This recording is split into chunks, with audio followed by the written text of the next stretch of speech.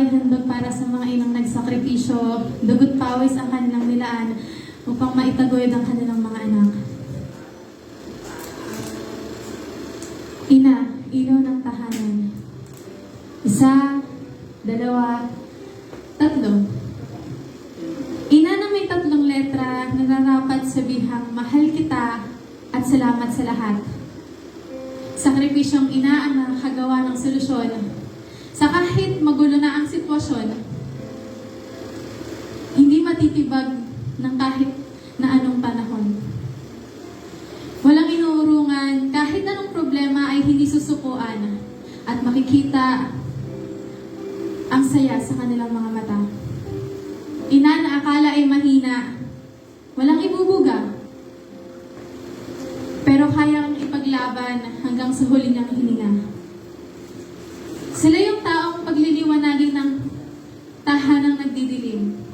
Ina na superhero kahit ang wallet nila ay 0. Nahihirapan, pero ang salitang pagsuko ay hindi maririnig.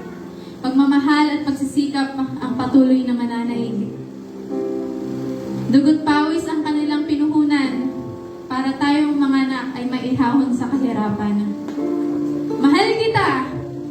Salitang laging naririnig at lagi mong mararamdaman sa kanila. Hindi kita pababayaan at ibibigay ang nais ng kahit na anumang gustuhin. Sakripisyong sila lang ang makakagawa. Hindi marunong sumuko, magpupursige at ipaglalaban ka hanggang sa huli. Nag-aalaga, inang gumagawa. Bawat patak ng kanilang luha ay napakahalaga. Bawat hirap ay may kapalit na ginhawa. Pag ikaw anak ay nakita sumagana. Pagalit, lagi silang galit. Pero ito yung paraan para ikaw ay tumuwid.